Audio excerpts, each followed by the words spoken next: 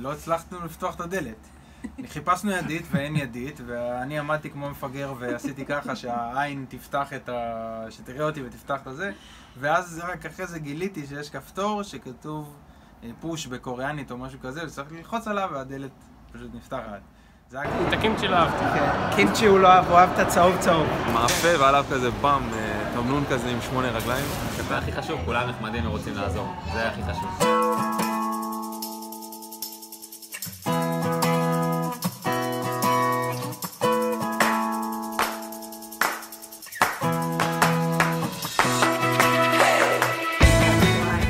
האמת שיש לי.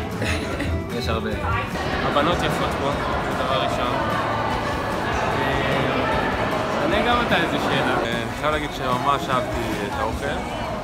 לא אכלתי הרבה קוריאני, אבל יש פה אוכל חבל על הזמן ממש. גם מערבי וגם מקומי. קוריאן ברביקיו, בולגוגי, קימצ'י.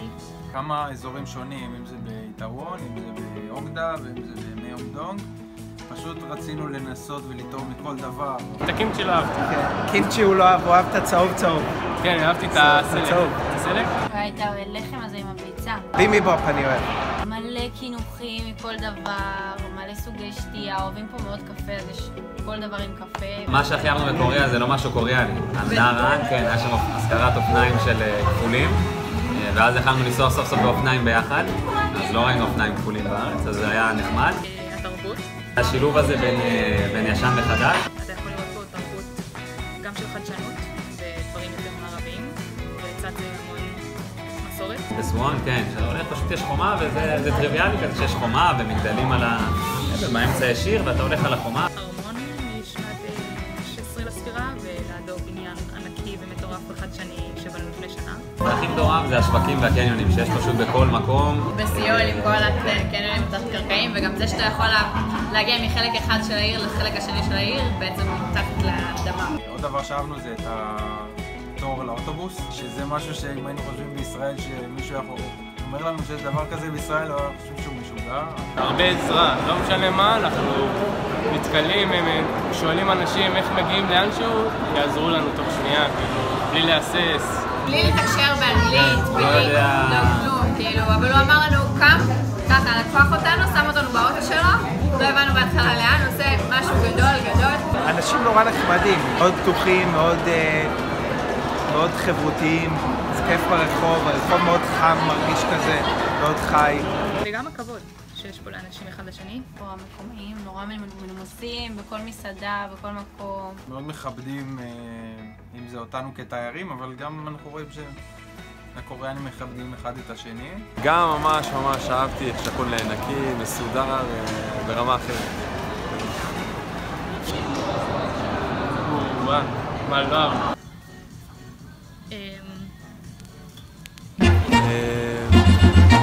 האיפור המוגזם של הבן. רק מדבר בנות. נורמות חברתיות פה, בעיקר על איך אתה נראה.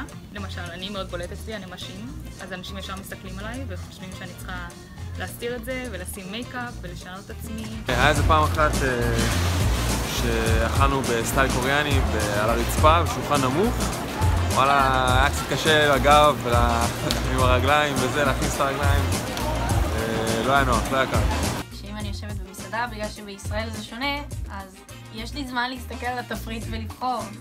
פה אני רק יושבת, וכבר עומד לי המלצר ליד השולחן, ואני צריכה להגיד לו מה אני רוצה, ועוד לא הסתכלתי אפילו בתפריט. זה סובייקטיבי, אבל אני לא אהבתי את האוכל. האוכל הוא קשוח קצת לפעמים, המון טעמים, מאוד חזק.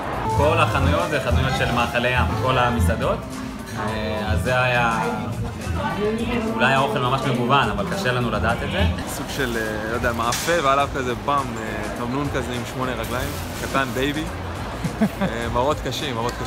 שלא יודעים כל כך אנגלית, אבל זה לא שלא אהבתי, זה פשוט קצת קשה להסתדר עם זה, שאתה מנסה להגיד משהו ואתה לא מצליח. צורות ידיים זה לא עוזר.